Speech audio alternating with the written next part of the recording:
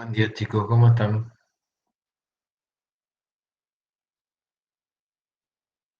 Buen día, profe. Ya, ya. Por lo visto se cambió ya el enlace para los jueves. Ya entendí que era el jueves pasado nomás que cambiábamos el enlace, pero debe haber algún motivo por el cual ya todos los jueves vamos a usar el nuevo enlace que me dio Javier entonces.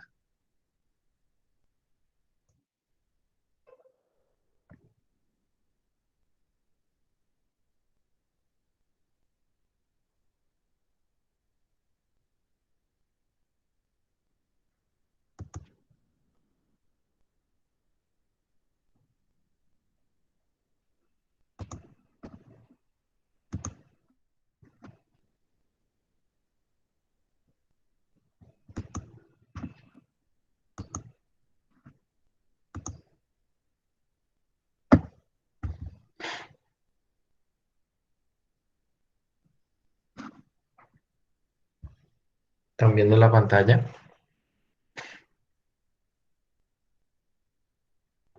Buen día, doctor. No, todavía no se ve.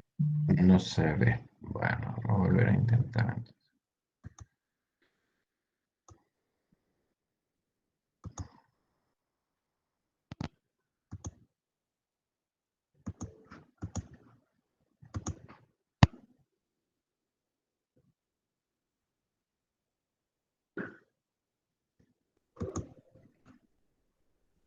Ahora sí, profe. Bueno, ahora sí, muy bien.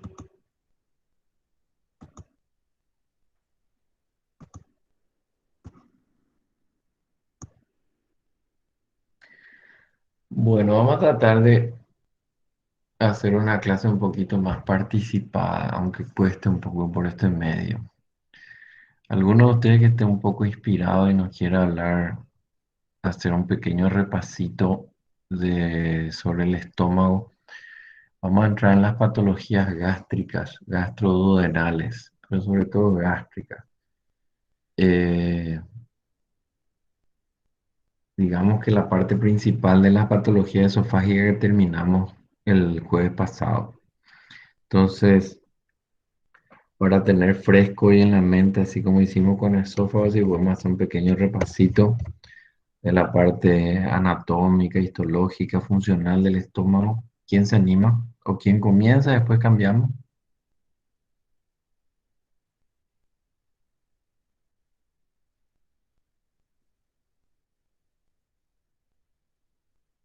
¿Algún valiente? ¿Valienta?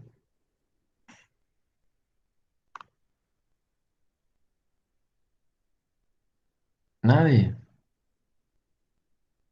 Dios mío, estamos mal.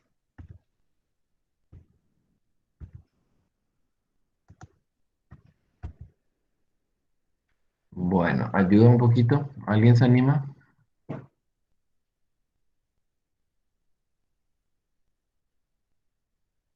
Profesor, ¿puede ser que el Dime. estómago sea el lugar del tubo de digestión donde comienza la digestión? Sí. No sabría decirte si comienza, porque ya en la boca la saliva está compuesta de algunas sustancias químicas que ayudan en cierta forma a iniciar ese proceso de tratamiento de los alimentos. Tendría que revisar un poco el concepto de digestión. Podría ser. No, me dejaste en offside con eso, pero puede ser. Yo te diría que no estoy tan seguro. Es una porción dilatada del tubo digestivo, eso sí. Una porción dilatada. eh, ¿Qué les parece por qué tendría que ser una parte dilatada? Para mezclar los alimentos. Para mezclar los alimentos muy bien. Hace un inicio de macerado también, ¿verdad? La comida al entrar y al salir del estómago evidentemente no tiene la misma consistencia ya. Sufre parte de un proceso químico un poco más elaborado ya, eh, en parte con sustancias ya un poco más intensas, entre ellas el ácido clorhídrico, ¿verdad? Que ayuda un poquito a ir degradando las sustancias ingeridas. Y como dijeron, sí, un reservorio y un lugar de mezcla. Perfecto. Allí el alimento se acidifica, ¿verdad?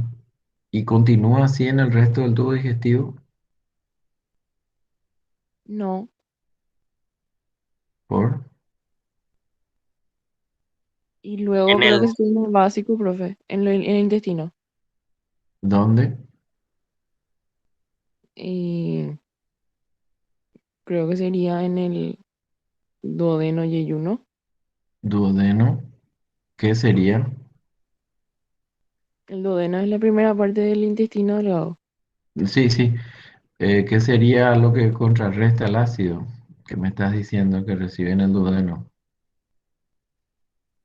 Bicarbonato.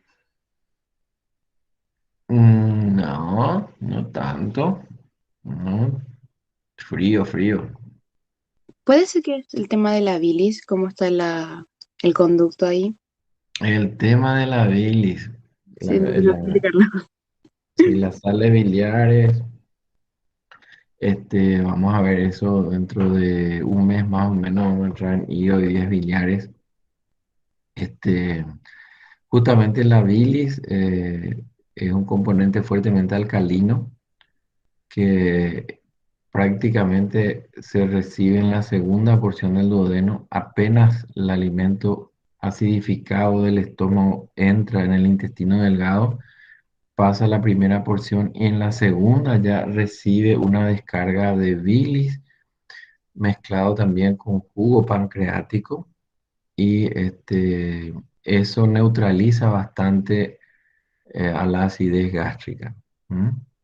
Entonces ahí tenemos como otra vez el contenido del tubo digestivo pasa a tener un pH cercano al neutro. ¿Ok? Recuerdan que cuando hablábamos de reflujo, eh, voy a ver si es que puedo aquí. Decíamos que si el contenido gástrico era el que refluía, teníamos un reflujo ácido, ¿verdad? Y tuvimos que haber mencionado algunas personas que tenían también una incompetencia pilórica y podían tener un reflujo alcalino duodeno gástrico y con eso un reflujo duodeno gastroesofágico. Y ahí dijimos que el reflujo alcalino, si bien no lastimaba la mucosa esofágica, lavaba las defensas y permitía que una acidez mucho más leve dañase posteriormente la mucosa esofágica. Esa era la gran diferencia que había también entre la pHimetría que medía solamente pH ácidos y la impedanciometría que conseguía determinar pH ácidos y alcalinos en el caso de una persona tenga reflujo duodeno gastroesofágico. ¿Recuerdan eso? Sí. No sonó muy convincente, pero bueno, vamos a pensar que sí. Las capas, las capas, ¿cuántas y cuáles? Está escrito.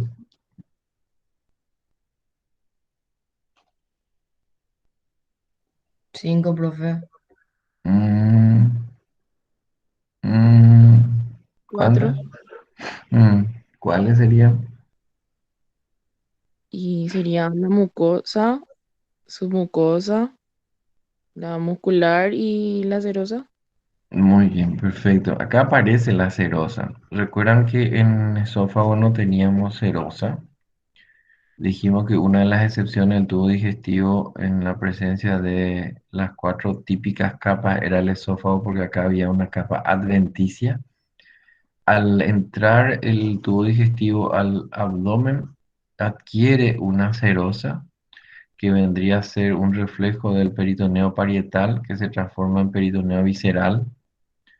Constituye la serosa que reviste todo el tubo digestivo intraabdominal y le acompaña el tubo digestivo hasta el recto, sobre todo el recto completo o una parte del recto.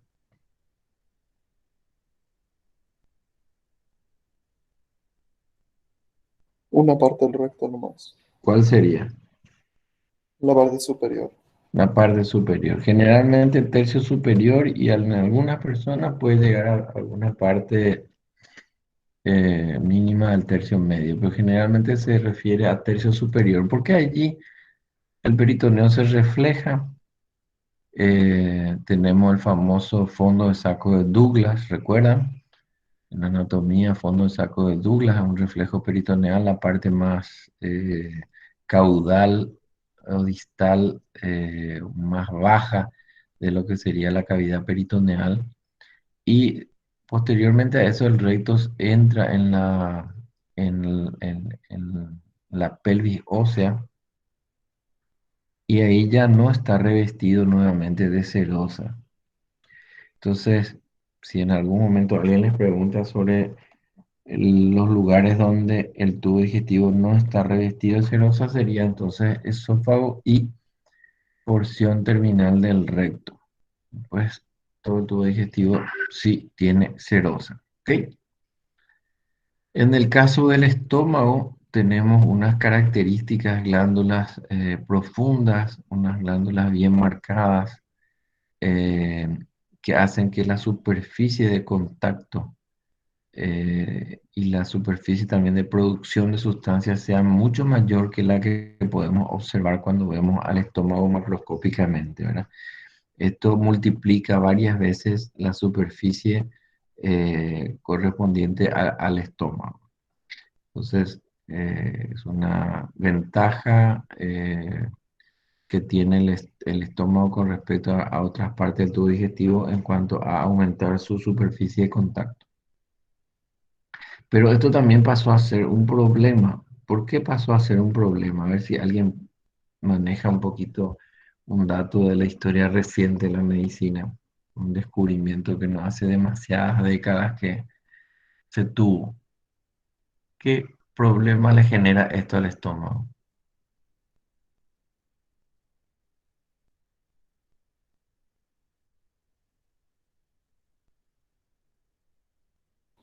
Podría inflamarse y causar gastritis, puede ser, Sí, ¿y por qué sería eso?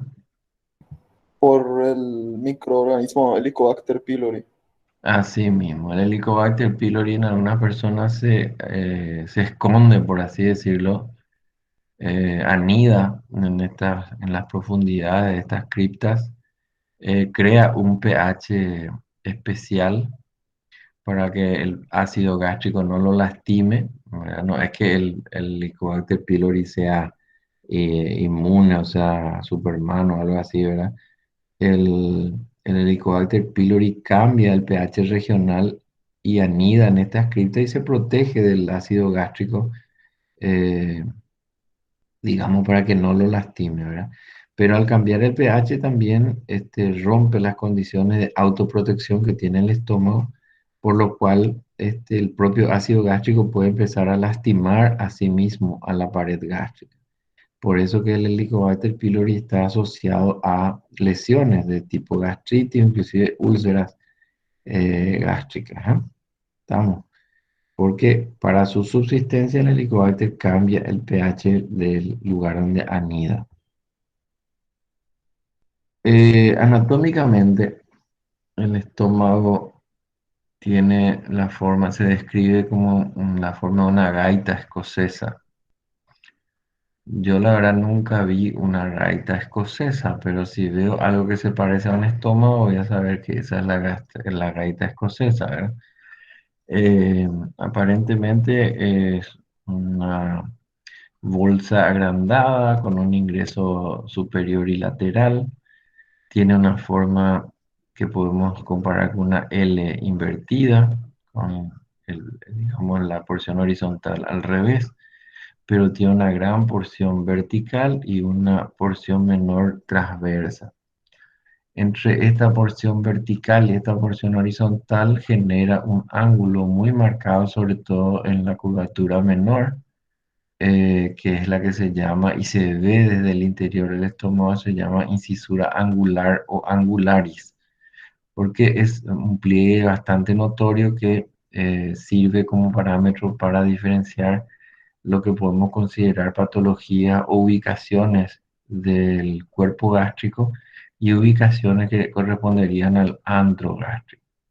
Entonces tenemos la porción vertical sería el cuerpo, la porción horizontal sería el antro y el techo del cuerpo correspondería al fondo gástrico. ¿Tá? El fundus o fondo gástrico, el techo, cuerpo, antro y fondo. Tenemos una válvula de ingreso que es el cardias o cardias anatómico y funcionalmente el esfínter esofágico inferior. Tenemos una válvula de egreso que sería la válvula pilórica. Nada más para no dejar pasar, ¿verdad? Recuerden que no siempre coinciden, de hecho no es lo habitual que coincidan el cardias anatómico con el esfínter esofágico inferior, ¿no? Suele haber una pequeña diferencia en altura.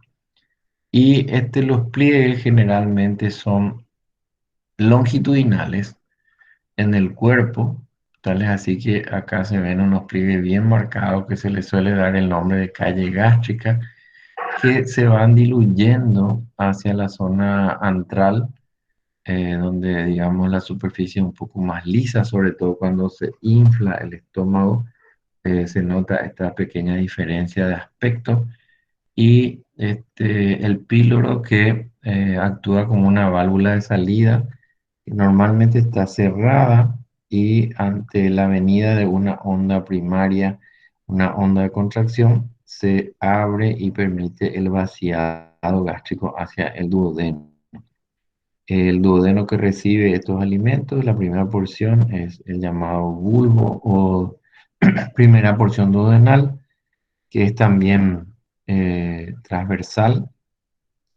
Después tenemos una segunda porción que es longitudinal, paralela a la columna. Una tercera porción que es transversal. Una cuarta oblicua, ¿está? Y, a ver un poquito. Estas imágenes que tenemos acá corresponden a la visión endoscópica que tenemos de las diferentes regiones del estómago. Aquí dice que se está observando el fondo gástrico. ¿Qué sería esto negro que está acá? Las sondas. ¿Perdón? Las sondas. Sonda, sería el endoscopio, ¿verdad? El endoscopio que se gira sobre sí mismo en forma de U y se mira a sí mismo. Entonces entra acá el endoscopio, gira la punta y se mira a sí mismo, ve el fondo y ve su cuerpo, el cuerpo del endoscopio entrando al estómago, ¿tá? Entonces da este aspecto en el cual acá tenemos el cardias, tenemos el endoscopio entrando al estómago y observamos el fondo gástrico, ¿ok? Recuerden que los endoscopios tienen una porción móvil que es la punta, que tiene, digamos, gracias a unos cabos de acero, pueden tener, digamos, flexiones anterior, posterior, derecha e izquierda, ¿verdad? El resto del cuerpo acompaña pasivamente a la punta. Entonces, lo que hace el endoscopista es al entrar al estómago, gira la punta para que en su máxima expresión, como para que uno pueda observar al propio endoscopio entrando al estómago y ver esta porción que de otra forma estaría escondida, ¿verdad? Recuerden que el endoscopio mira hacia adelante, entonces si entra acá el endoscopio no vería lesiones que se ubican en este lugar. Por eso es necesario que el endoscopista gire para poder observar esta zona, ¿verdad? Una vez en el cuerpo gástrico, el endoscopio observa la incisura angular, observa todo lo que está enfrente, que sería la curvatura mayor, y luego inicia un giro para poder ingresar hacia el antro, píloro y duodeno, ¿tá? Acá vemos el píloro, que normalmente tiene un aspecto cerrado o entrecerrado, apenas cerrado, que al llenar de aire esta porción, también se debe relajar, que es un mecanismo fisiológico para propiciar el vaciado gástrico. Fíjense cómo la superficie, hay otras imágenes más adelante, verán mejores, pero fíjense cómo que la superficie que rodea al píloro es una superficie bastante más lisa y hasta brillante por la forma de la superficie, que es lo que se puede observar en el cuerpo gástrico, ¿está? Eh, y aquí, una vez que se ingresa al duodeno, vemos que los pliegues, a diferencia del estómago, los pliegues del duodeno son transversales, ¿está? Los pliegues circulares. Acá tenemos pliegues longitudinales, la calle gástrica, y acá tenemos pliegues transversales bastante notorios, sobre todo a partir de la segunda porción. El bulbo duodenal suele ser bastante más liso. ¿Podemos seguir? Tenemos curvatura mayor, curvatura menor. Bueno, la inervación.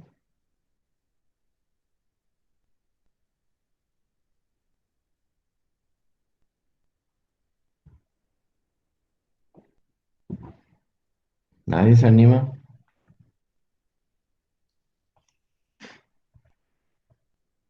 El vago, profe. El vago. ¿A quién le dijiste? A vos, profe. Que está registrado, hay testigos, ¿eh? Bueno, tenemos los nervios vagos, muy bien. ¿Y por qué se habrá llamado vago, verdad? Neumogástrico o nervio vago. Y se lo llama así porque realmente acompaña a todo el tubo digestivo, prácticamente desde la porción cervical, torácica, abdominal y hasta el fin del tubo digestivo, el nervio vago lo acompaña. Eh, Tanto es así que el nervio vago en exclusiva constituye el sistema parasimpático, ¿ok? Que evidentemente tiene una función contraria y opuesta a el sistema simpático, que está dado por otra cadena nerviosa que está ubicada en otro lugar, ¿verdad? En este caso, el nervio vago o neumogástrico décimo par acompaña al tubo digestivo eh, desde la porción cervical hasta el final.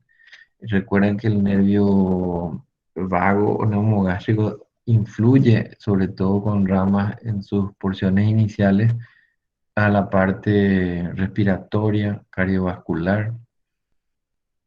Tiene ramas también para la porción ocular, y genera esa diferencia y esa oposición, dijimos ya, con el sistema simpático. ¿M?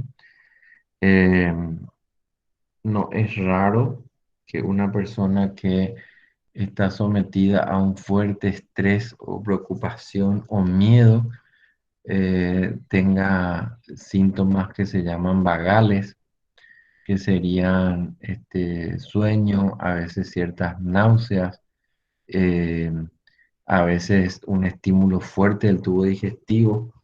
En nuestra época nosotros le llamábamos, que le teníamos un cagazo, le decíamos a los exámenes, ¿verdad? El CAPREX, cagazo preexamen, que era nada más que una fuerte, y sigue siendo así, un fuerte estímulo al tubo digestivo producido por una descarga vagal muy fuerte, que en algunas personas inclusive le obliga a ir al baño, este, por esa estimulación muy intensa, ¿verdad?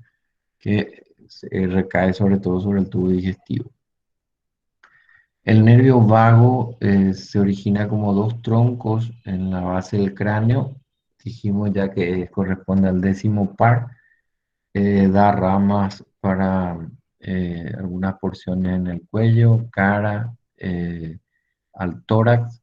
Y al ingresar hacia el mediastino se transforma en un plexo. Dejan de ser dos troncos y pasa a ser derecho-izquierdo y pasa a ser un plexo que rodea a todo el esófago en forma de una redecilla y que extrañamente al terminar el esófago nuevamente se constituye en dos troncos, uno anterior y otro posterior, con una leve rotación en el cual uno de ellos se pasa a ser anterior y el otro posterior, dando ramas hacia la cara anterior y cara posterior del estómago. Eh, bueno, esto genera parte del peristaltismo y la diferencia también es que el nervio vago tiene funciones motoras y funciones inhibitorias. Recuerdan que cuando hablábamos del esófago decíamos viene una onda primaria, una onda secundaria que es positiva o de contracción. Al llegar al esfínter esofágico inferior, esa misma orden que era excitatoria generaba una respuesta inhibitoria en el esfínter que lo relajaba, ¿tá?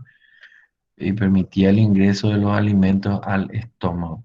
De la misma forma, similar a lo que fue el esfínter esofágico inferior, en el píloro tenemos ramas que van directamente hacia el píloro que también tienen una función inhibitoria. A esta porción final no es final en realidad, final del estómago, del nervio vago, se le llama pata de cuervo. Van a encontrar en algunos libros esa descripción. Y debido a que estas ramillas últimas que ingresan al estómago, tienen una función inhibitoria para relajar el píloro y permitir el vaciado del estómago. Entonces, todas estas ramas generan ondas positivas excitatorias y esta última sería una onda inhibitoria. Van a ver en años próximos como algunas terapéuticas para lesiones pépticas gástricas, sobre todo en la antigüedad, se hacían cortes de los nervios vagos, secciones que se llaman vagotomías, y que al producir esto generaba una inhibición, lógicamente cortaban la parte excitatoria gástrica, producían una inhibición general de la producción de ácido del estómago, pero en contraposición, al seccionar los nervios vagos, la persona pasaba a tener un píloro cerrado que no se inhibía, ¿tá? Por lesión de esta rama inhibitoria. Y si no se hacía un procedimiento acompañante, la persona perdía la capacidad del vaciado gástrico, ¿tá? Entonces, nada más a modo anecdótico, se van a acordar seguramente esto cuando entren en la parte de clínica quirúrgica y empiecen a hablar de terapéutica. Bueno, vamos a avanzar un chiquito. Acá un detalle otra vez de las paredes, de las glándulas, la forma inicial que tienen, sobre todo en la porción cercana a la luz del estómago y las grandes criptas eh, que forman las glándulas gástricas. Y este detalle es el que marca cómo estas criptas pasaron a constituirse en la zona de vivienda o de confort del Helicobacter pylori, que se aloja o se esconde, por decirlo de alguna forma, en estas criptas, pero lo hace cambiando el pH, que destruye este moco de protección que tiene el estómago. Eh, Creo que no hicimos mención a este moco en otra oportunidad. El moco le sirve al estómago para protegerse a sí mismo del ácido que produce. Si no fuese así, el propio estómago estaría lesionándose con el ácido que produce para afectar a los alimentos. Pero justamente ahí encontramos la forma en que actúa fisiopatológicamente el Helicobacter pylori. Para generar un hábitat neutro, destruye la capa de moco, genera un pH local neutro, ¿verdad? Y al desaparecer la capa de moco, el ácido gástrico termina lastimando la superficie gástrica, produciendo lesiones de diferente intensidad. A partir de ahora otra vez aprovechamos esta clase generalmente para hablar de un instrumento que se usa ya mucho hoy en día, que es el endoscopio. Dijimos que es un instrumento rígido, pero flexible, pero no es rígido, es flexible, es duro, pero es flexible. Tiene unos anillos metálicos que permiten que esto se doble, pero en la punta gracias a unos cabos de acero puede uno imprimirle un movimiento de ascenso a la punta o descenso o llevarlo hacia la derecha o hacia la izquierda. Estos endoscopios que se usan para la exploración esófago-gastroduodenal son endoscopios de visión frontal. ¿Tá? Acá vemos que tiene un corte y la visión es frontal. Tenemos que los primeros endoscopios aquí tenían fibra óptica, o sea, todo esto atravesaban fibras ópticas que ayudaban a la construcción de imágenes. Hoy en día las fibras ópticas fueron reemplazadas por cables y en la punta tenemos una mini cámara, un sensor óptico, que es el que transmite las imágenes que se observan a un procesador de imágenes y ahí conseguimos ver el interior del tubo digestivo. Tenemos dos de estos canales de luz. En realidad acá faltaría otro para hacer un dibujo perfecto. Tiene que ser una luz en estéreo para evitar las sombras que podemos visualizar en la cámara. Y por último, el más grande, un canal de trabajo. Directamente es un orificio que atraviesa todo el endoscopio por el cual uno puede introducir sondas, tubos o pequeños instrumentos, pinzas para sacar cuerpos extraños, como vimos en esófago. Puede introducir pequeñas agujas para inyectar sustancias para tratamientos médicos y así sucesivamente. Algunas sustancias para detener sangrados, etcétera, etcétera, etcétera. Y generalmente se hace con el paciente bajo sedación. Estos ya son los videoendoscopios donde en vez de que el operador esté mirando en el cabezal del endoscopio, ya lo mira en un monitor la imagen procesada del interior del tubo digestivo del paciente. Y las imágenes, dijimos, son las que ofrecen visión frontal. Por eso es que para ver el fondo gástrico tiene que curvarse. Y tenemos imágenes como esta, donde vemos, en este caso, dos lesiones ulceradas, superficiales, cubiertas de fibrina, que estarían ocupando la porción terminal, casi ya la salida del estómago, cercana al píloro, de una visión de lo que sería unas lesiones en el antro gástrico. Profe, una Eh, consulta. Dime. O sea, no sé si es una buena pregunta, pero el endoscopio no se daña por las paredes ácidas del estómago. Y tiene una goma bastante resistente. De hecho, una vez que termina el procedimiento, el endoscopio se lava y, y se esteriliza también con otros agentes químicos que van deteriorando lógicamente, pero tiene una duración, o debe tener una duración que justifica su uso, ¿verdad? De hecho, en países como el nuestro muchas veces se cambia la goma después de un cierto tiempo en los centros especializados, ¿verdad? Por daño o por ruptura de la goma. En otros países directamente tiran y compran otro, ¿verdad? Pero generalmente la goma de cobertura es bastante resistente. Acá se puede observar cómo esta goma se pliega y permite entonces que el endoscopio se curve. Pero sí, es una buena pregunta. De hecho, eh, un comentario un poco, se ve en la goma de los endoscopios si el endoscopio es de uso público o privado. ¿Tá? Un endoscopio que es generalmente de propiedad de un médico, generalmente está mucho mejor conservado y cuidado que un endoscopio de uso institucional, porque generalmente, lastimosamente, somos más descuidados con lo que no es nuestro, ¿verdad? Y muchas veces los endoscopios, la vida útil de un endoscopio dura menos en un servicio institucional que en un servicio privado, lastimosamente.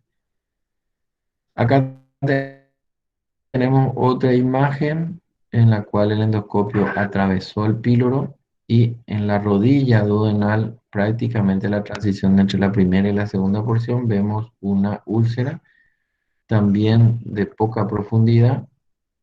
Después vamos a ver por qué esta zona es una zona delicada para el sangrado, cuando hagamos un pequeño repaso de la parte de vascularización de esta región.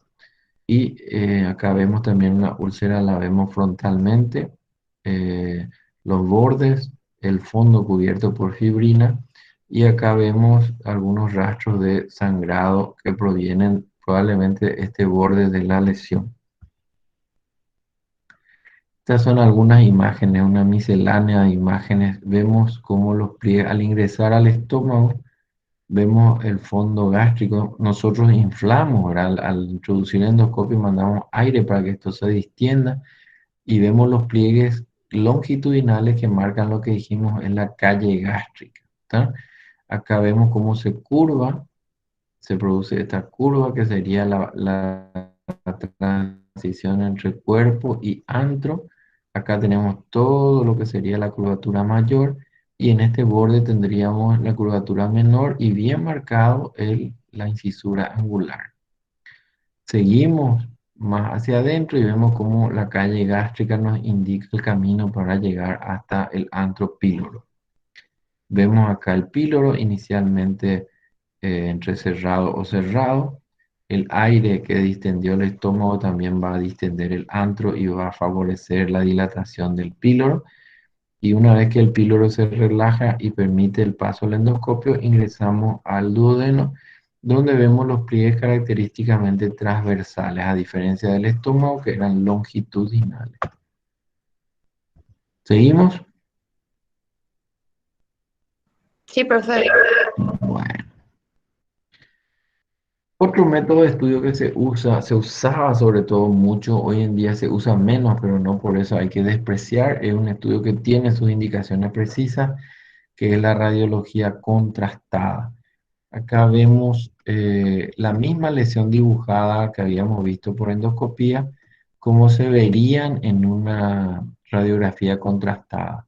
Se le da a ingerir al paciente un contraste y ese contraste va rellenando la cámara gástrica y vemos unas sombras aquí que sería el depósito del contraste en el fondo, el depósito del contraste alrededor de la úlcera y una zona oscura que estaría dada por el reborde de la úlcera, que como suele ser más sobrelevado, es como un rodete inflamatorio que tiene las úlceras, se ve de color oscuro sin contraste y nos marca la sombra o la región en la cual podríamos tener una úlcera de tipo, una lesión de tipo ulcerada, ¿verdad? Lógicamente que también otra diferencia es que una radiografía nos va en el mejor de los casos, nos va a permitir sugerir la posibilidad de una lesión ulcerada, pero no vamos a poder distinguir el aspecto muchas veces, ¿verdad? No vamos a poder diferenciar con mucha precisión si esa lesión ulcerada tiene un aspecto benigno o maligno.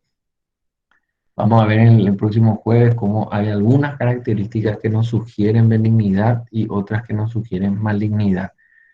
Estas son lesiones que las estamos viendo en forma frontal, por eso vemos el rodete inflamatorio y vemos el fondo cubierto por fibrina. Si una lesión estuviese lateralmente, aquí en curvatura mayor o en curvatura menor, probablemente lo que veríamos en la radiología contrastada es una imagen en que el contraste sobresale a esta línea superficial o al contrario ingresa la sombra hacia la luz del estómago, produciendo como una falta de relleno. Recuerden que lo que vemos en una radiología es similar a una sombra generada por un haz de luz. Entonces, lo que estamos observando tenemos que usar bastante nuestra imaginación para comprender lo que estamos viendo. Otra de las diferencias es que la endoscopía permite eventualmente la toma de muestras, biopsias y generar terapéuticas. En el caso de la radiología, tendría solamente una función diagnóstica bastante limitada. Por eso es que la endoscopía casi que desplazó en un 90% a la radiología y de ser prácticamente el estudio Golden Star o patrón oro en años anteriores, fue desplazada por la endoscopía para el diagnóstico y hasta terapéutica de lesiones del tubo digestivo. Pero recordemos que cuando hay un impedimento para el ingreso del endoscopio, por ejemplo, un cáncer de esófago que estrecha la luz y no permite el ingreso del endoscopio, volvemos a echar mano de la radiología contrastada para ver lo que está después o a continuación de esa zona estrecha que ya el endoscopio no puede observar. O sea, van a ver en el transcurso de nuestra asignatura cómo todavía la radiología contrastada tiene sus indicaciones precisas. Por el momento, nada más entender en qué consiste. Acá vemos también un diseño parecido a la lesión que habíamos visto recién por endoscopía, de una úlcera en la rodilla, transición de la primera a segunda porción, y vemos como si este mismo paciente fuese sometido a una radiografía contrastada, vemos como esa lesión lo que produce es una deformidad en la forma de la estructura, en la morfología de ese duodeno, que nos hace pensar de que aquí hay una lesión de tipo, puede ser excavativa o vegetante, ¿verdad? En este caso, con la experiencia de los radiólogos, llegan a entender que esto es también una lesión ulcerada. De hecho, muchas veces cambian de posición al paciente para ver que esta sombra, cuál sería la forma correcta que tiene, como para entender, digamos, si corresponde a una lesión excavada o una lesión vegetante. Y acá tenemos un paciente que ingirió contraste, el contraste pasó, llegó al estómago y nos da esta imagen típica. Recuerdan que cuando veíamos esófago decíamos que el paciente toma el contraste y en fracción de segundos, una cuestión muy rápida, el esófago, perdón, el contraste abandona el esófago, apenas quedan rastros por las paredes, prácticamente todo el contraste pasa a alojarse en el estómago. Por esta imagen, ustedes pueden saber si este paciente está sentado, acostado o parado. Vamos a eliminar una opción, si está parado o si está acostado.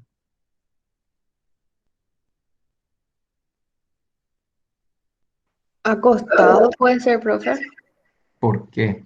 Quiero que justifique. Es correcta tu respuesta, pero me gustaría porque que el tinte está hacia arriba el tinte está hacia arriba. ¿Y por qué el tinte está hacia arriba? y por la posición en la que está, porque creo que si estaba parado iba a bajar más. Si estaba parado, el contraste iba a ocupar la curvatura mayor, ¿verdad? Iba a juntarse con lo que se llama el lago mucoso. Cuando se entra en una endoscopía se observa que hay líquidos, generalmente transparentes si el paciente está en ayunas, que sería la secreción gástrica que se le llama lago mucoso, ¿tá? Y ocuparía la porción inferior de la curvatura mayor. Muy bien, correcto. Entonces, por esta imagen nosotros podemos inferir que este paciente está acostado. Muy bien. ¿Dónde? El paciente entonces acostado o en decúbito dorsal, ¿dónde vemos que se acumula el contraste? En el En el fundus, En el fondo gástrico. ¿Eso qué quiere decir?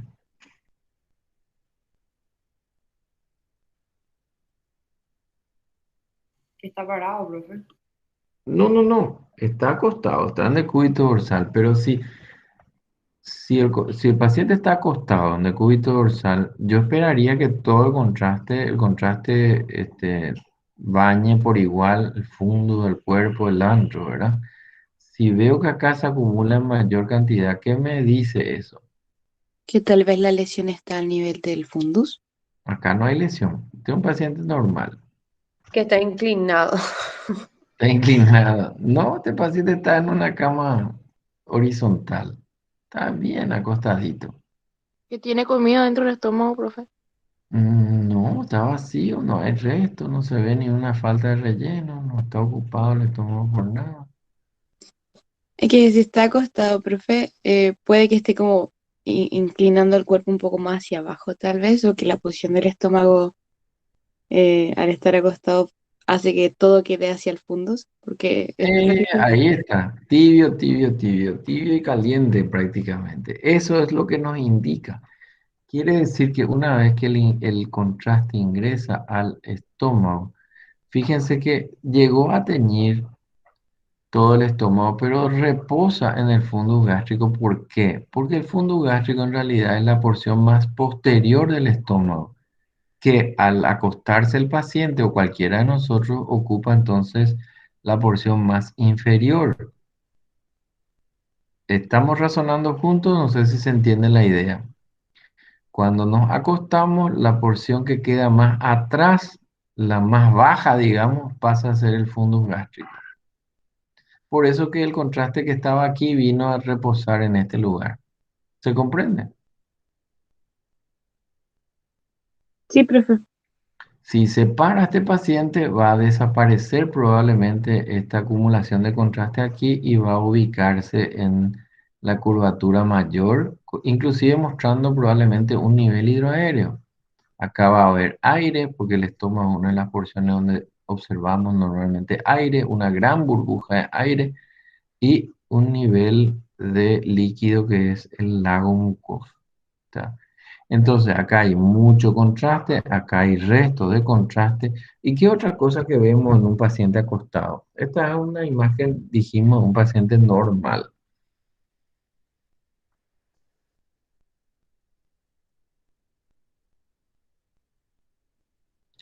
Siguiendo el mismo razonamiento.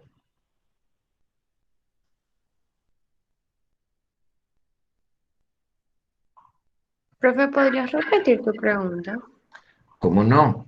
Siguiendo el mismo razonamiento de posiciones y acumulación de contraste, ¿qué seguimos viendo? Aquí parte del contraste vino a reposar en el fondo gástrico. ¿Y después qué vemos? Y quedó tal vez atrapado contraste entre las criptas, entre las rugas gástricas tal vez del estómago. Acá, entre los pliegues, muy bien. ¿Y la zona antral? Por lo que dijo, lo más probable es que la zona antral esté mucho más hacia anterior, por lo tanto más elevado que el fundus. Por eso tal vez no hay Muy contraste. bien. Así como el fondo es la porción más posterior, el antro es la porción más anterior. ¿Y por qué?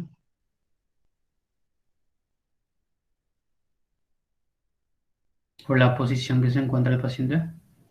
Está acostado, decúbito dorsal en idioma médico. Por las estructuras anatómicas que tiene detrás. ¿Cuál? Ahí se ve. Columna y grandes vasos. Columna, sobre todo columna y grandes vasos. Muy bien, sobre todo columna. Muy bien. Entonces quiere decir que el estómago, fíjense, tubo digestivo, esófago que viene por la línea media, se vuelve más hacia la izquierda, ingresa al abdomen y se vacía en esta porción dilatada del tubo digestivo que al inicio es bien posterior y después se va volviendo bastante más anterior. ¿Por qué? Porque acá tiene que pegar un salto por encima de la columna vertebral, ¿verdad? Entonces, si mirásemos lateralmente a este paciente, vamos a ver cómo el fondo está bien atrás y después esto tiene que venir hacia adelante para saltar a la columna y volver a irse hacia atrás en la primera y segunda porción duodenal. Por eso que aquí el contraste no se queda, se vacía hacia un lado o hacia el otro lado. A diferencia del paciente que está de pie, donde el contraste estaría bañando a la curvatura mayor preferentemente, independientemente de que esto sea más anterior que esto que está aquí. ¿Se comprende? Entonces, ¿por qué recalco y llamo la atención sobre esto? Porque el estómago, como estructura muscular bien importante, tiene que hacer un esfuerzo, contraerse, exprimirse, si quieren usar esa expresión, para que la comida pegue este salto y pase al otro lado de la columna y pueda ingresar hacia el duodeno. ¿Tá? Entonces, de posterior, anterior, vuelve otra vez a volverse posterior. Acá, de hecho, inclusive pasa al retroperitoneo. Recuerden que entre la primera y segunda porción del duodeno el tubo digestivo pasa a ser retroperitoneal, abraza a la cabeza del páncreas, pasa por inclusive detrás, aquí la cuarta porción duodenal pasa por detrás de la curvatura mayor gástrica y recién aquí pasando este ángulo, ¿cómo se llama este ángulo entre la cuarta porción y el inicio del yeyuno? Ángulo de 3. Ángulo de Treitz, muy bien. Y está literalmente colgado por una extensión fibrosa del pilar izquierdo del diafragma que hace una prolongación y sostiene a este ángulo de Treitz de tal forma a que genera también una barrera anatómica que facilita de una cierta forma que la comida o el alimento pase del duodeno hacia el yeyuno y dificulta terriblemente el retorno del reflujo hacia el duodeno. Ustedes van a ver que muchas patologías se diferencian en altas y bajas teniendo como referencia anatómica al ángulo de Treitz. Los sangrados del tubo digestivo que están antes del ángulo de Treitz corresponden a un cierto tipo de patología y sintomatología bien específica, se le llaman hemorragias digestivas altas. Lo que pasa por después o distalmente al ángulo de Treitz serían hemorragias digestivas bajas, porque este punto anatómico es una barrera importante.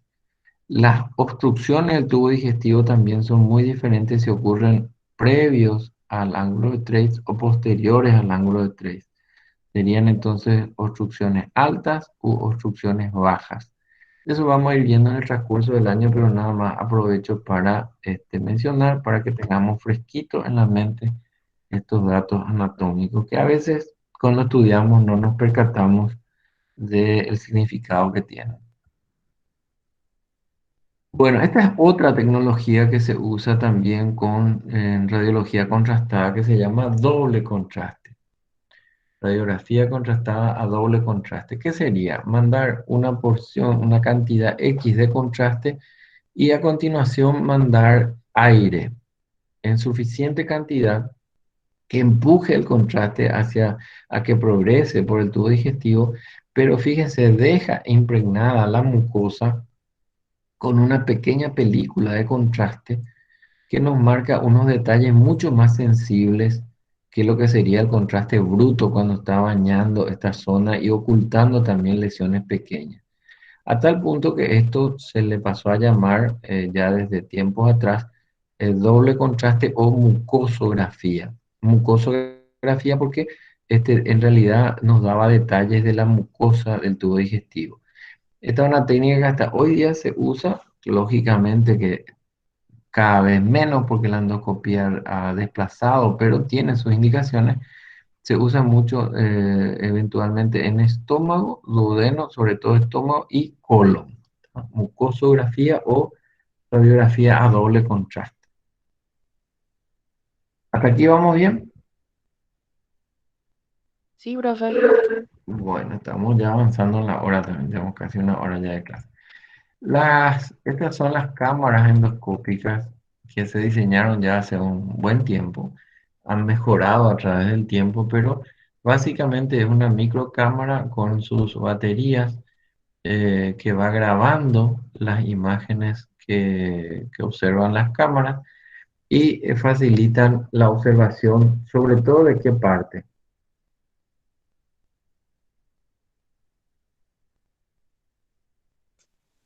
Estómago de duodeno. Frío, frío, frío. Yo veo bien eso con el endoscopio. Con el endoscopio yo El observo bien yeyuno. esófago, estómago, primera, segunda y a veces tercera porción duodenal.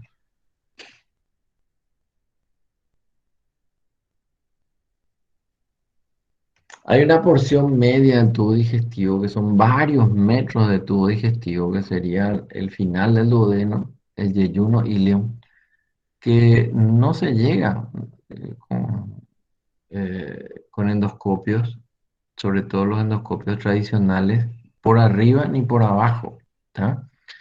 La colonoscopía, que sería la endoscopía digestiva baja, observa recto, colon, sigmoide, descendente, transverso, ascendente, ciego. Puede inclusive ingresar en la válvula ileocecal y ver unos cuantos centímetros del ileum terminal, pero todo el metraje que tenemos de yeyuno ilion es una zona escondida para la observación endoscópica y en el propósito de llegar a ver esa zona, porque hay veces que hay pacientes que tienen lesiones, sangrados que no corresponden ni arriba ni abajo, se desarrolló esta tecnología que es la de las microcámaras que son ingeridas por el paciente, recorren todo el tubo digestivo y son eliminadas por el recto y en su transcurso van captando imágenes. Antiguamente estas imágenes eran retenidas por un equipo de memoria que tenían también adentro, o eran captadas por equipos, perdón, anteriormente eran captadas por equipos exteriores al paciente, eh, que transmitían esas imágenes. Hoy en día, digamos, eso ya va cambiando con la miniaturización de los equipos tecnológicos, ¿verdad? Fíjense que las imágenes son diferentes. Esto sería estómago visto con una cámara endoscópica. Fíjense que como acá no se introduce aire, entonces vemos al estómago en su situación más natural o más habitual. Fíjense cómo los pliegues están bien marcados. Apenas la calle gástrica puede distinguirse. Recuerden que la cámara endoscópica avanza por el peristaltismo. No hay nadie que empuja, sino es el propio tubo digestivo el que lo arrastra. Acá va avanzando y aquí va llegando hacia la porción antral. Vemos acá el píloro como está cerradito, se va entreabriendo. Al abrirse vemos que toma una coloración amarillenta, que sería pequeño reflujo de bilis que ingresa al estómago cuando se abre el duodeno. Y posteriormente la apertura completa que permite el paso de la cámara al duodeno, la primera porción duodenal y aquí ya la segunda porción duodenal con abundante cantidad de bilis, porque recordemos que ahí es donde termina la vía biliar principal. Acá vemos ya gran cantidad de bilis. Ok, ¿sirve la reseña? Sí, profe. Bueno, vamos a hacer 10 minutitos de algunas patologías, una miscelánea de lesiones gástricas. Para recordar, la gastritis serían lesiones puntiformes. Fíjense acá cómo tenemos un puntillado de lesiones. Serían lesiones superficiales, muchas veces producidas por medicamentos. A veces el simple estrés puede romper el equilibrio entre los detalles defensivos y agresivos del estómago y romper ese equilibrio y producir lesiones de tipo microscópico superficiales. Pero no se engañen, una gastritis puede dar sangrados importantes. Acá tenemos un tipo de gastritis que es la gastritis atrófica, que está producida y relacionada, vamos a ver un poquito más adelante también con la aparición de la posibilidad de aparición de cáncer gástrico. La gastritis atrófica crónica es una lesión que se considera precursora o de alta sospecha de la aparición futura de lesiones neoplásicas. ¿Qué es esto, chicos? Harry Potter, profe. ¿Por qué puse acá? No sé, a mí no me gusta Harry Potter, profe. En la planta está toda arrugada. ¿Qué era? Profesor, ¿Perdón? Mandrago la ponen en el chat, profe. Mandrágora, sí, mandrágora, la planta de mandrágora. Les invito a que cuando terminen la clase entren un poquito y vean las imágenes reales de la mandrágora, de las raíces de mandrágora, que tiene ramificaciones y dilataciones que en la antigüedad se le atribuían un parecido a la forma humana. Inclusive, de hecho, en algún tiempo se le atribuyeron funciones mágicas.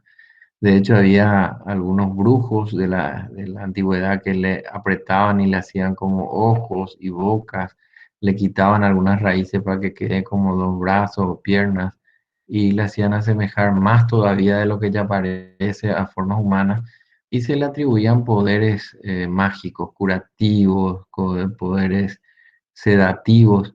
La mandrágora aparece en la Biblia, aparece relacionada a la procreación.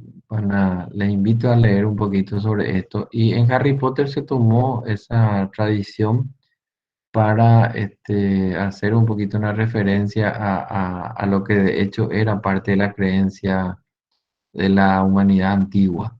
¿Y qué curaba la mandrágora, las raíces de mandrágora?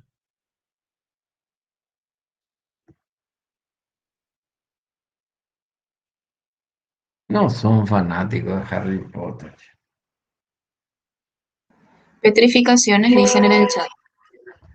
Petrificaciones curaba la raíz de mandrágora y también hace mención a que era la única forma de solucionar los besoares.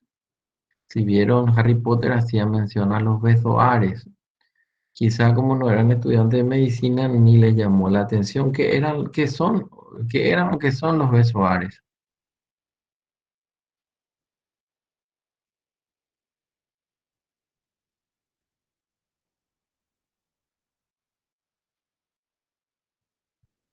Mientras Plantas me dicen acuáticas ponen en el chat, profe. plantas acuáticas. No, no, no. Los besoares, les digo enseguida.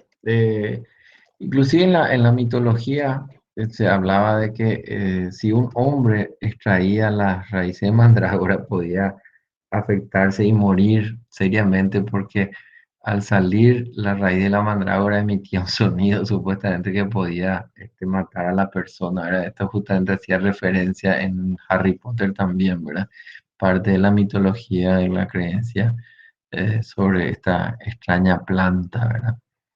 Eh, el besoar son sustancias que el estómago, el tubo digestivo nuestro no puede digerir. Nosotros no tenemos enzimas para digerir todo tipo de alimentos, ¿tá? Y entonces sustancias que nosotros no podemos digerir o disolver pueden en algunas circunstancias acumularse en el estómago y formar estas pelotas enormes, pequeñas o enormes, ¿verdad? De sustancias no digeribles por el estómago y que pueden causar síntomas de obstrucción o como mínimo una sensación de saciedad que evidentemente limita la alimentación de estas personas con la consiguiente pérdida de peso y desnutrición. ¿Cuáles serían esas sustancias que nosotros no podemos digerir? El pelo puede ser, profe. El pelo, ¿qué tiene el pelo que nosotros no podemos digerir?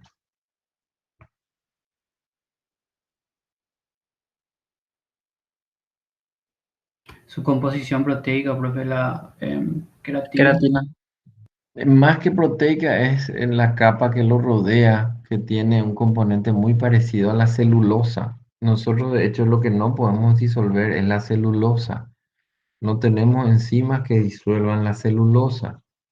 Por eso, más de uno de ustedes habrán escuchado de su madre o sus abuelas de chiquitito que le decían, mastica bien el poroto, mi hijo, ¿verdad? Mastica bien el poroto. ¿Por qué nos decían que teníamos que masticar el poroto? Para digerir mejor. Porque si no masticamos, si no rompemos con los dientes la cápsula de celulosa que tienen esos vegetales, eso pasa por el tubo digestivo y lo vamos a soltar por el otro extremo sin que hayamos recibido sus componentes interiores, ¿tá? Nosotros al masticar rompemos la cápsula mucosa, la cápsula celulosa y entonces abierta esa cápsula celulosa, ahí sí, digamos, podemos asimilar el contenido de los porotos, ¿verdad? En este caso. Repito, si nosotros tragamos un poroto sin masticar, ese poroto va a salir enterito como entró, un poco más sucio que cuando entró, pero sin que nosotros hayamos podido absorber nada. Eso mismo pasa con un plástico, inclusive el celofán, ¿verdad? Nosotros ingerimos, eso va a salir sin haber sufrido daño prácticamente alguno, porque no tenemos enzimas que disuelvan. Entonces, Personas que mastican el pelo suele observarse en mujeres, sobre todo mujeres, digo mujeres por el tema del pelo largo, y mujeres con trastornos psiquiátricos que mastican el pelo y hasta tragan el pelo, pueden formar estas pelotas de besoar hechas de pelo que se llaman tricobesoar por el pelo, ¿verdad? Tricobesoar.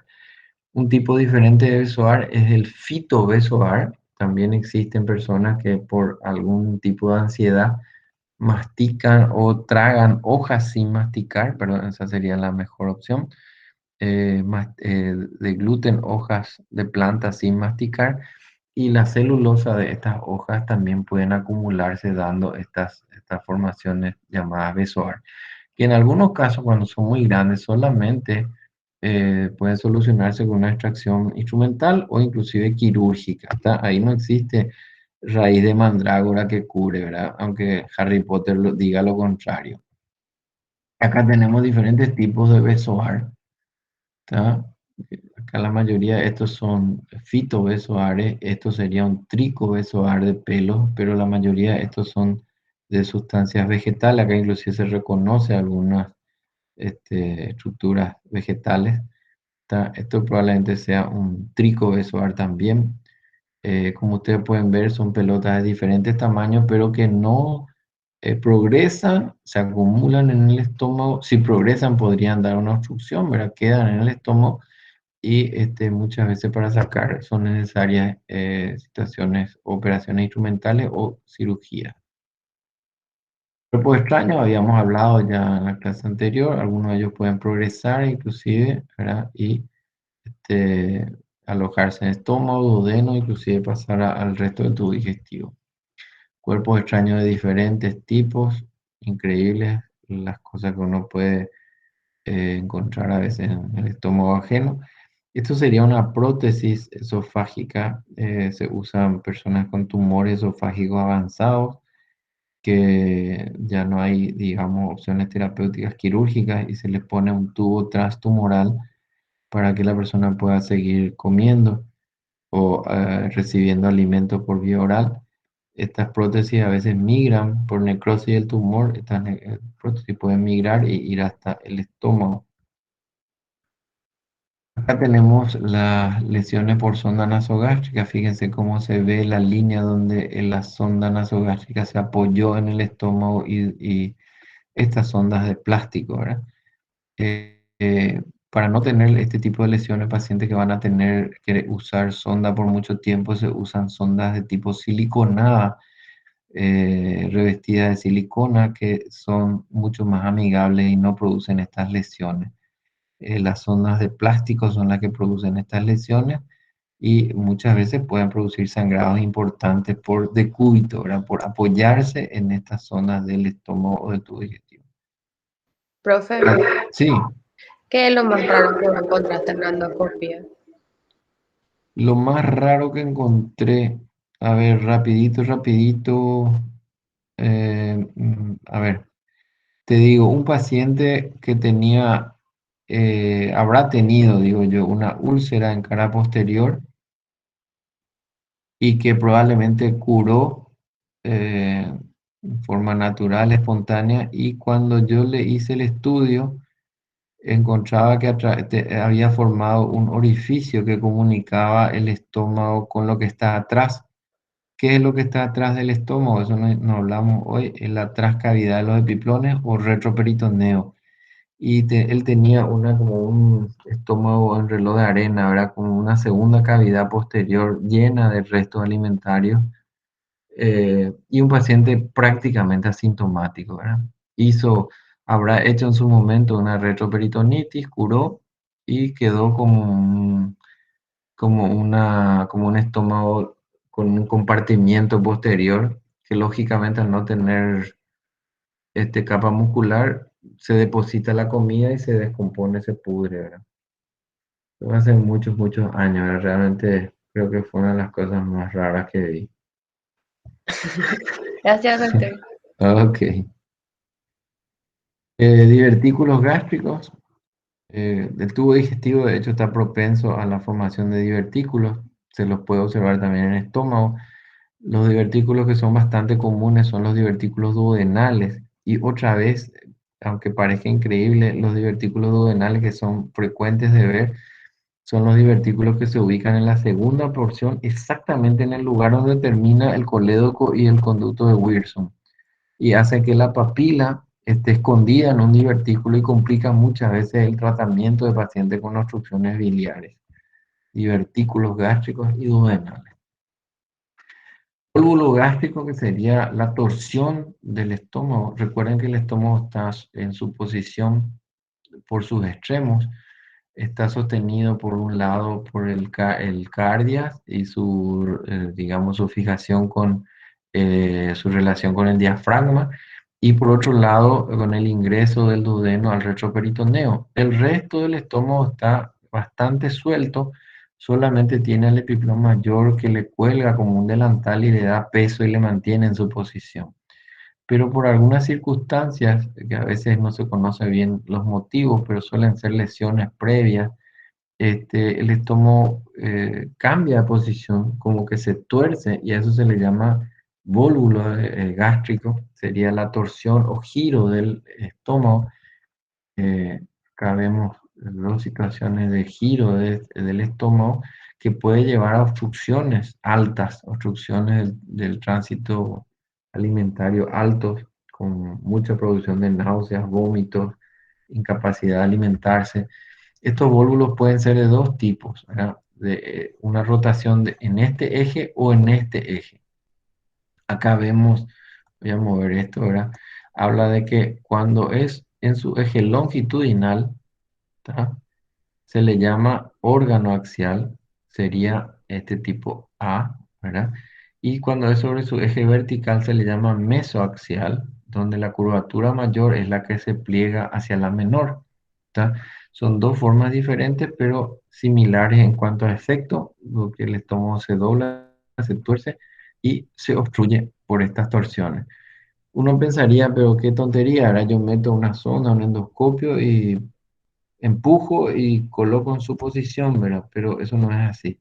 Generalmente hay lesiones que favorecen esta posición, entonces aunque uno a veces coloque o distienda esto y lo coloque en posición, esto vuelve a volvularse, haciendo a veces necesaria una pexia, una fijación quirúrgica para que no vuelva a volvular estos pacientes. O sea, sería una consecuencia de otra patología. Sí, otras patologías previas que pueden ser inflamatorias, puede ser que haya aquí, por ejemplo, tumores de otra parte de tu digestivo o de órganos intraabdominales también que empujen y favorezcan esta posición, o retracciones, por ejemplo, lesiones pépticas que hayan producido alguna retracción que hagan y favorezcan estos pliegues, ¿verdad?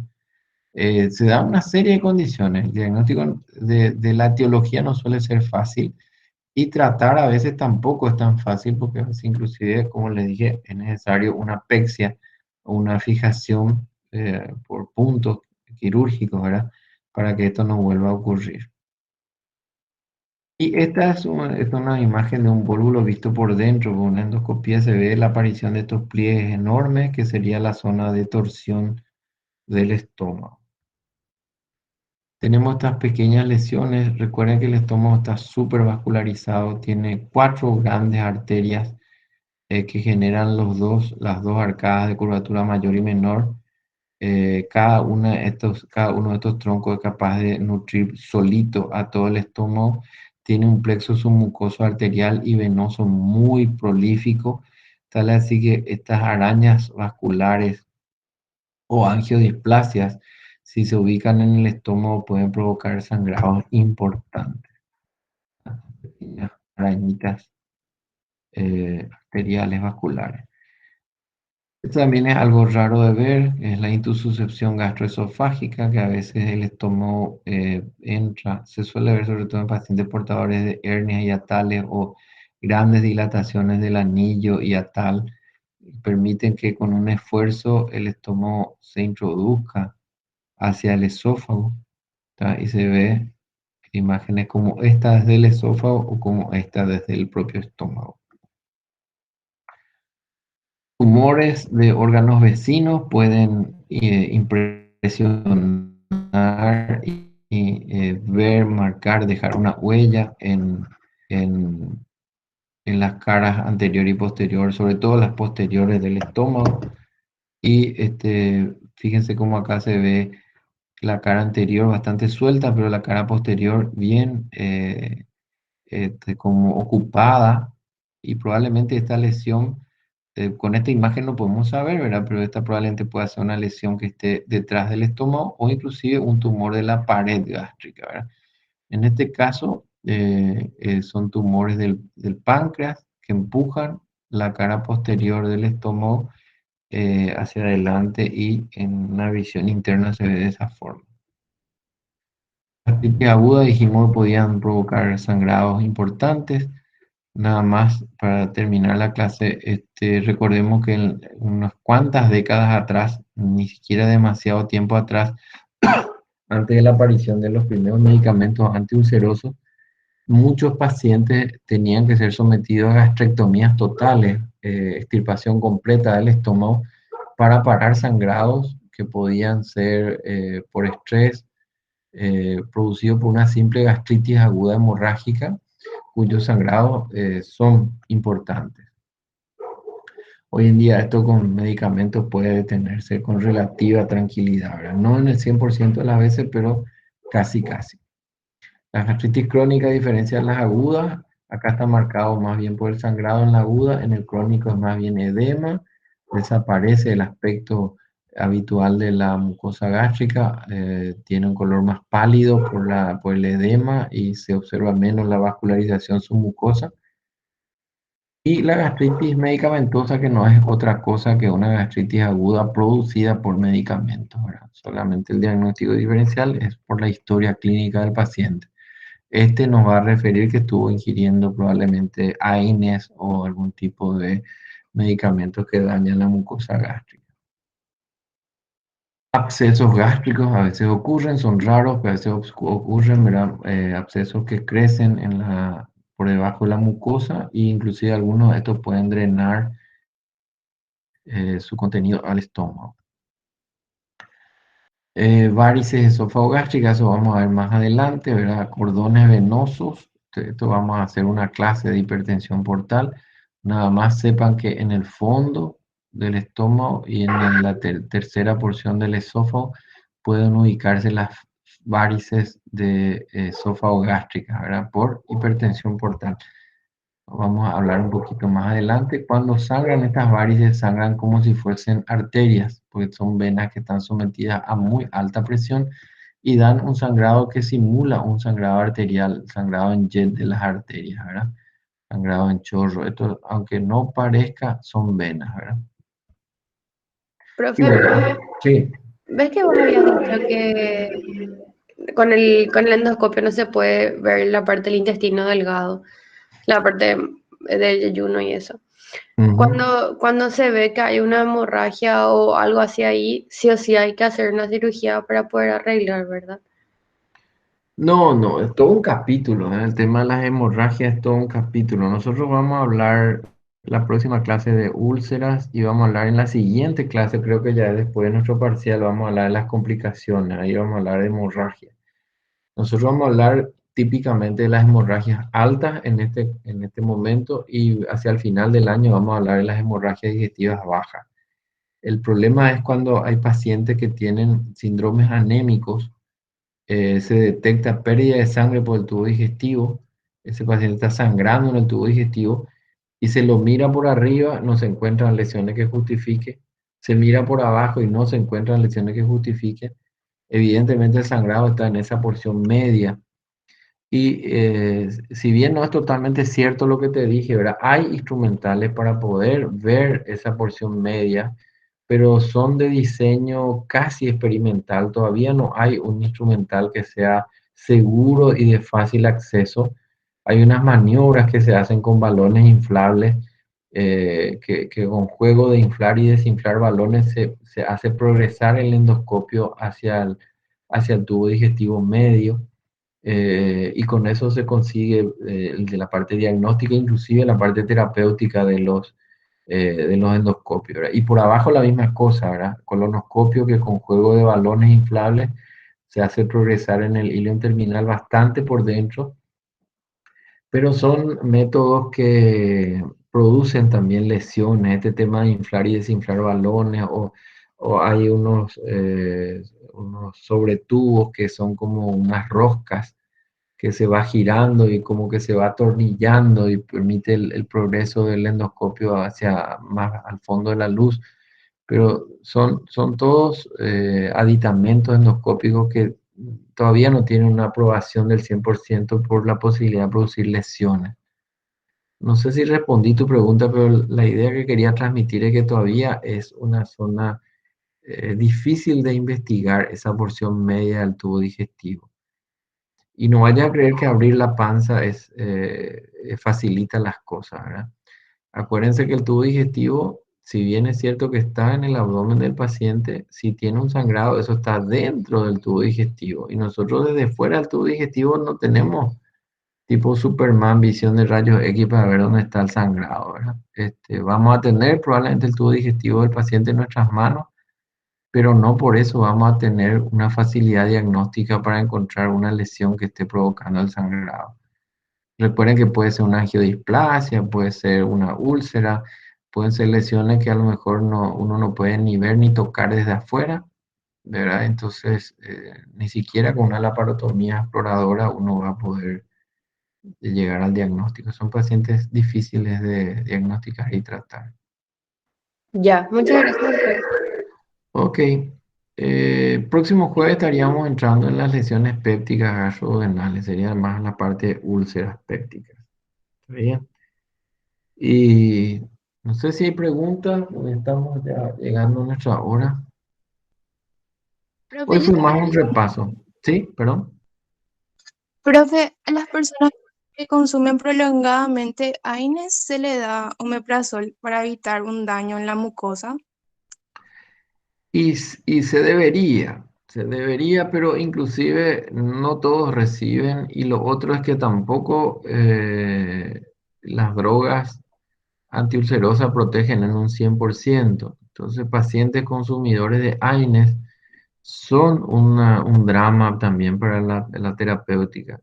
Te voy a dar un ejemplo que es muy común.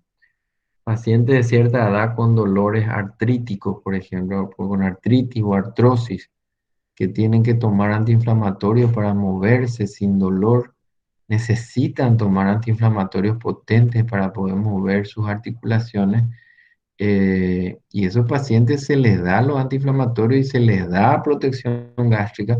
Igual muchos de ellos terminan produciendo lesiones del tubo digestivo superior por ese abuso de AINES. Recuerden que los AINES, eso vamos a ver en la próxima clase, producen lesiones por contacto local, directo, pero también alteran la fisiología gástrica. Hay un mecanismo ya asociado a las prostaglandinas que vamos a ver en la próxima clase que hace que los antiinflamatorios, inclusive si uno los da por vía endovenosa, igual producen gastritis y úlcera, ¿verdad? No es que solamente el antiinflamatorio que uno toma por vía oral va a producir una lesión péptica. Y entonces estos pacientes, que no son pocos, son un tema, ¿verdad?, difícil de acompañar, porque necesitan ingerir antiinflamatorios y no siempre la protección gástrica es completa con los medicamentos antiulcerosos. Gracias, profe. Ok, ok. Profe, ¿te puedo hacer una pregunta con respecto a hipnograma? Sí, cómo no. Viste que nosotros tenemos un parcial, El el segundo parcial, sí. parcial. Me pidieron Entonces, pasar del lunes 10 al jueves 13. sí, Sí, no hay problema, no hay ¿en problema. serio? Veríamos cómo, sí, no hay problema. Pero tenía que avisarle eso hoy y se me pasó. De pasar el lunes 10, el examen sería el jueves 13. Lo que les pido que le avisen a todos, que no haya gente que después pierda el examen por no saber que se cambió de fecha, ¿verdad? Dale, profe. Mil gracias. Ok. Bueno, chicos, si no hay más preguntas, que tengan un buen resto de jornada, un lindo fin de semana. Cuídense porque está bastante feo el asunto. Y si Dios quiere, nos vemos virtualmente la próxima semana. Suerte. Gracias, profe. Gracias, Igualmente. profe. Profe, feliz día. Profe, gracias. Gracias. Gracias, profe, Profe. igualmente.